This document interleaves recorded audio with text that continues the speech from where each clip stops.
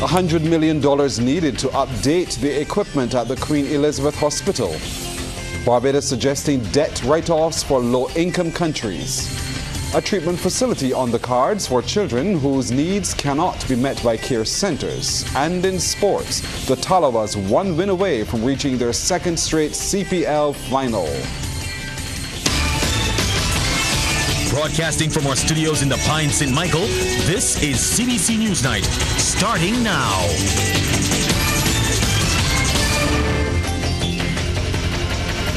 Good evening, I'm Pearson Bowen. The Queen Elizabeth Hospital needs about $100 million to update its aging equipment.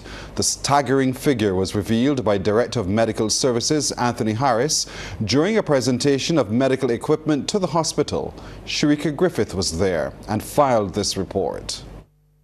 In order to achieve its goal of delivering first world medical procedures and operations, the Queen Elizabeth Hospital will need a major cash injection. Right now we are talking about we would ideally like to have $100 million to replenish and refurbish the equipment across the hospital.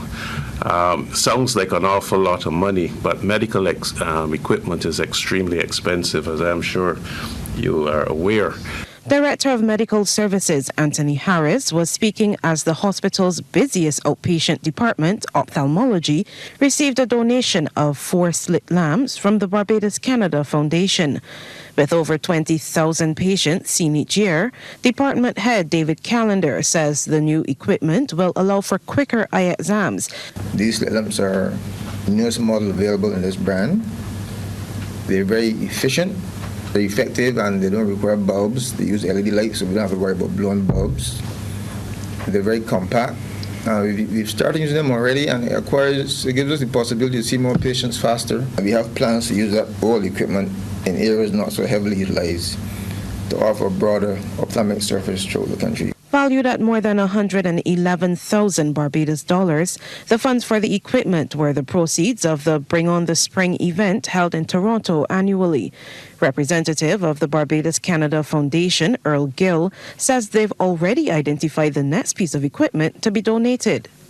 We have already begun the plan for Bring on the Spring 2024, and based on Mrs. Abu's recommendations, have selected transport monitors with carts and accessories at a cost of 96,000 Barbados dollars as the equipment to be donated next year.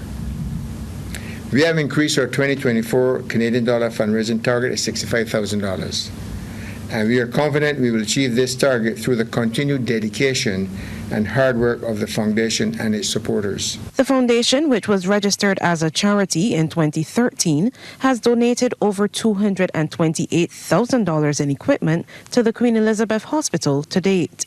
Sharika Griffith, CBC News. Well, the hospital is also tonight reporting significant progress in clearing the backlog of patients awaiting care at the Accident and Emergency Department. The update from the hospital's communications specialist, Shane Seeley, who explained patients were coming in with a range of concerns. Yesterday, the hospital issued an advisory urging patients with non-life-threatening issues to seek care at alternative facilities, as an influx of patients was resulting in longer than usual wait times. Yesterday, we were still waiting to see about 50 patients. I can tell you that number has been cut in half. So we have made significant strides, but we want to continue to appeal to the public. If your situation is not emergent, if it's not an emergency, if it's not life-threatening, you can seek alternate medical accommodation or treatment. And we also want to encourage people, if you're unsure about if you should come to the A&E, you can call our help desk as well. The number is 536-4800. Mr. Seeley also believes Barbadians have, for the most part, been heeding the advice not to visit the A&E unless in emergency cases. He's, however, reiterating that some people should consider seeing their private medical physician. We've been seeing a number of patients coming there with elevated levels, elevated blood pressure levels, elevated sugar levels as well. And I just want to say that you can go to your medical physician, your medical doctor, to have your situation assessed before deciding to come to accident and emergency department, because in those cases you will have to wait a bit longer to be assessed. In other news now, Barbados is suggesting the world is at a point where there is need for a debt write-off for low-income countries. Prime Minister Mia Motley says these countries at this point in time need the space to sustain the Sustainable Development Goals. The recommendation was made during a discussion as part of activities for the ongoing United Nations General Assembly in New York. The topic, winning strategies for financing the SDGs. I don't get the sense that we are prepared to make that call and to understand that low-income countries at this point in time need the breathing space. And I'm not talking about middle-income countries like Barbados. We will work out our debt as we did before, and other middle-income countries should. But I do feel that not only should we support that workout from this SG, but we should go further and have a complete debt write-off for those low-income countries that truly cannot get off of their feet. We hear again this morning that Africa spends more in debt service than it spends on health care. How can that even be conscionable in today's world? Ms. Motley continues to push for a tripling of multilateral development bank lending. She says there is no lack of ideas as countries work to achieve the goals. If we were to be able to create a climate mitigation trust that is anchored both in the IMF and the World Bank, then it allows us to use the special drawing rights without it becoming a liability on the balance sheet of individual countries. Now, for some countries who are exceedingly liquid because they have sovereign wealth funds and they may want to do things on their own, they may be prepared to make that commitment by themselves. For other countries, there may be a little fiscal tightness coming out of the crisis moment that we're in, particularly with the pandemic. They may prefer special drawing rights. We need to give a menu of options in order to be able to have the collective total be at a scale that allows us to win this battle. We'll take a break here, but coming up, we'll tell you about a special session for the youth to engage with the Parliamentary Reform Commission. Barbadians have been taking advantage of the opportunity provided by the Parliamentary Reform Commission to share their views on the role and function of Parliament. The next meeting is scheduled for tomorrow and is geared towards hearing from the youth in particular. Now, to get more information about this effort to ensure young people have a voice in the process, we're joined by one of the commissioners, Corey Beckles. Mr. Beckles, good evening to you. Good evening. How are you? Well, can you share with us the time and where this special session for the youth is being held tomorrow? Yes. So this special youth session of the Parliamentary Commission, the Town Hall aspect, will be at the Daphne Joseph Hackett Theatre, affectionately called the Queen's Park Steel Shed, at 7 p.m. Why do you think it's necessary to have such a session primarily for the youth? Yes, as the Parliamentary Reform Commission, we would have analyzed the town halls that we had before, and as we looked at our terms of reference, we are tasked with the responsibility of eliciting, gathering information and opinions, expressions from all of us. And we found that even though parliamentary affairs, the topic of parliamentary reform, persons believe that is more geared towards older persons. We found that the future Barbados cannot survive without the youth and without the views of the youth. So we felt it necessary, especially significant at this juncture in our political reform environment, to involve the younger persons in Barbados. And we felt that the next town hall meeting should be geared, specifically focused towards the younger person in this country. Until now, have you been seeing young people come out though, and have they been making suggestions at these meetings?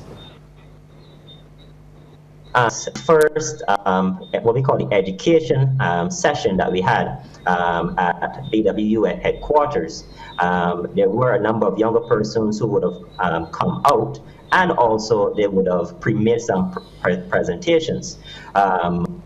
More specifically, at the last town hall meeting at the Leicester on School, we had a number of younger persons who would have been in the audience. And we found that there are young persons who are interested, who are contacting the commission and letting the commission know that they want to make presentations. And also, we can't discount, even as the town hall meetings were streamed live, we can't discount the amount of persons, the amount of views. We had, let me say, over 20,000 views of the various town halls. So we have seen a keen interest in the Parliamentary Reform Commission and the work of the Parliamentary Reform Commission. We want the work of this commission to be broad-based. We don't want to focus specifically the usual persons that would normally present. We want the young persons. We want to hear their voice. We want to hear their opinions. And we want to let them know that they have a voice in the life of Barbados and the future of Barbados. So just to remind all, the meeting is where and when? Tomorrow. Yes, it is the Daphne Joseph Hackett Theatre, 7 p.m. tomorrow, the 21st of September 2023. We will be looking at the future of the Barbados Parliament. We're going to be asking a number of questions that young persons will answer. They will answer the question, what do you want? What do young persons want from their MPs and Parliament? What does the future of the Barbados Parliament look like? How can the country give young persons a greater voice in national? And I want to let you know that we will be hearing from 4 young persons, specifically Tia Adena Bell. She's a Barbadian Olympian. Also Nyanji Bradshaw, student of the Lord School. Tahir Bulbulia, he's a youth advocate. Dante Harvey, he's a member of the Youth Parliament, and also Shaquani Hunt, a student of the Barbados Community College. So I don't want all Barbadians, young ones, I don't want you to miss this session. It will be interactive, it will be exciting. Come and support the young ones, because we want to breach that generational gap that we have found is creeping up very quickly in Barbadian society. Corey Beckles, Commissioner on the Parliamentary Reform Commission, thank you so much for joining us this evening. We hope many come tomorrow evening to the Daphne Joseph Hackett Steel Shed. Thank you. You're welcome. Thanks for having me. Thank you. In other news now, government is currently seeking a space to house the proposed residential protection and treatment facility to manage children whose needs cannot be met by childcare centres, but who are not deserving of being in the justice system. It is one of 2 centres to be set up to assist children. Minister of People Empowerment and Elder Affairs Kirk Humphrey provided the update during yesterday's sitting of the Joint Select Committee on the Child Justice and Child Protection Bills.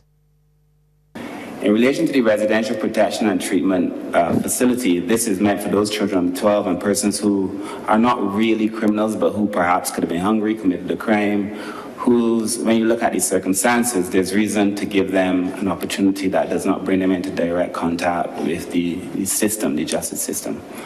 And the current reality of Child Care Board is that they cannot cope with this, because even some of the children now who are at a certain age exhibit such deviant behavior.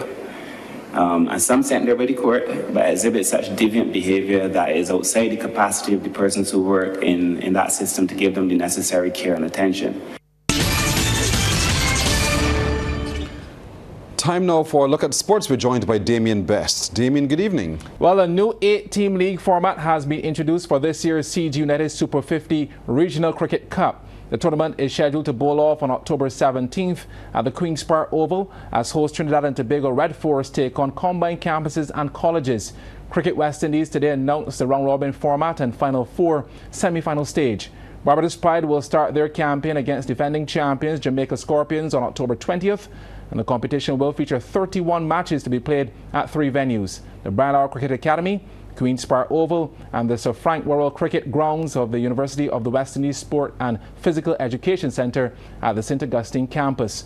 Now, CWI's Director of Cricket, Miles Bascom, says the tournament is a perfect platform to establish and incentivize a West Indies brand of play in the 50-over format and for the emergence of new talent. All 13 matches at the Brian Lara Academy, including the semi-finals and final, will be televised live on MCTV's ESPN channel, with 12 of those matches being day-night fixtures. In tonight's business report, mitigating or eliminating risks in the workplace was the subject examined at a transport, education and demonstration workshop at Banks Holdings today. The session was addressed by Minister of Labour, Social Security and the Third Sector, Colin Jordan. Trevor Thorpe reports. The minister said there are hazards in all workplaces and his ministry is committed to ensuring that workers are protected.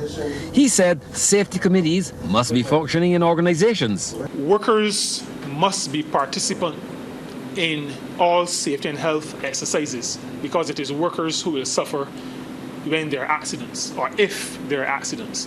And so the participation of workers in safety and health committees is vitally important. The Act calls where the size of the organization allows for equal representation. I am calling on workers to ensure that these safety and health committees work. So even if there is no safety and health committee in your organization, you have to agitate because it is the law. The minister also drew attention to changes in the safety laws and gave details. We amended the workstation regulation very recently. In the initial regulation, only registered medical practitioners could do examinations. What that meant was that for eye examinations, only ophthalmologists, so medical doctors who specialize with the eyes, could do those examinations. But many of those who wear spectacles, glasses, also go to optometrists who are qualified and able to do those.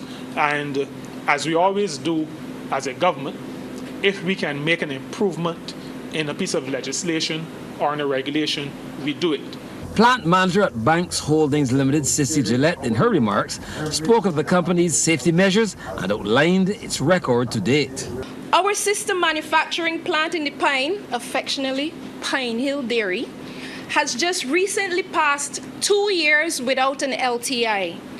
Here at the brewery, in less than 1 month, we, Banks Brewery, the home of the best beers in Barbados, will register 5 years without a lost time injury. Forklift operations and transportation got the attention of the participants during the day-long exercise. Trevor Thorpe, CBC News. Barbadians are being offered the opportunity to be certified in certain aspects of digital technology. The announcement came from Executive Director of the Technical and Vocational Education Training Council, Henderson Eastman, at the second annual Construction and Designer Conference at the Lord Erskine Sandiford Centre. Mr. Eastman was deputizing for Minister of Education, Technology and Vocational Training, Kay McCarney. He said the TVET Council is assisting government in the exercise and it is free of charge. The IC3 Digital Literacy Certification Program is dedicated to ensuring learners of all ages can not only navigate our digital world, but thrive in it. It not only validates a learner's ability to do more than simply consume technology, it enables that person to comprehend the possibilities and form the foundational set of skills necessary to support our modern digital economy. The certification is offered at 3 levels, from basic competencies to mastery. When a candidate successfully passes all 3 certification exams, they earn a master's certificate and badge to display as a successful completion of the IC3 Digital Literacy Program Global Standard 6. Well, you're just in time for the second half in sports this evening with Damien Best. Thanks so much, Pearson. International women's football action returns to the Wildy Turf on Friday night as the Barbados senior national team begins their campaign in the inaugural CONCACAF W Gold Cup qualifying competition against St. Vincent and the Grenadines.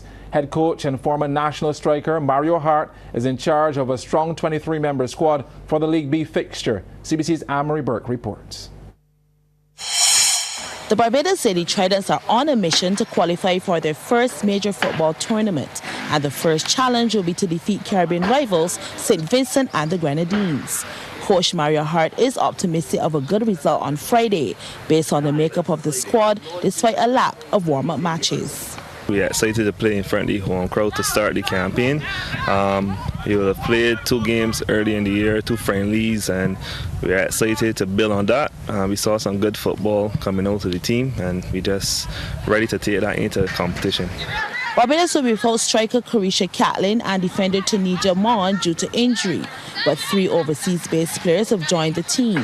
Defender Oleana Bishop and forwards Acacia Small and Cheyenne Burnett Griffith. Small says she's confident of victory and hopes to get on the score sheet. Personally, I think that I'm very ready for the game on Friday. Coming from my season at school where I'm performing very well, I have 5 goals in 4 games, so I think that I'm ready to showcase what I have on Friday and, you know, put some goals inside of the bar for my team as well. The mood around the camp is pretty good. I came here today for the first time and I feel rejuvenated, I feel happy, I feel fresh, and I feel like we're ready to go. Also returning to boost the squad is the experienced midfielder Soraya Herbert Topping.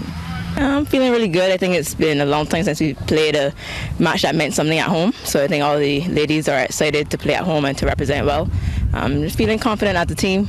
These next couple of days are going to be important to getting ready for Friday. But overall, I think we're all feeling well. Kickoff on Friday is set for 7 p.m. Anne-Marie Burke, CBC Sports. Finally, maintaining a good diet and physical sharpness has been top of the list for all Barbadian athletes preparing for this weekend's CAC Bodybuilding and Fitness Championships in Aruba. A team of 12 athletes along with coaches departed the island today for the 2-day competition. Leading the way in the men's bodybuilding section is national champion Sanaj Lewis, who was a guest on this week's edition of Morning Barbados. The police constable admitted that building muscle for competition requires hard work and dedication. I find that in bodybuilding, you have a lot of distractions. It's a very expensive sport, and you really have to be focused. And you got to set clear and precise goals, not too ambitious, and you got to take it day by day. Is this something you've always been interested in, or did you kind of develop an interest over time? Well, basically, from my career path, I always had the drive to be fit, because you always want a good appearance and a good presentation and deliver a proper package to the public. So I find that I used to always take fitness serious. It's only been for the last 3 years, I really buckled down and I really focused on my diet and my resting and stuff like that. Well, that's our time tonight. Thank you for spending yours with us. I'm Pearson Bowen. For the crew, to all of you, good night. By God's will, we'll see you tomorrow.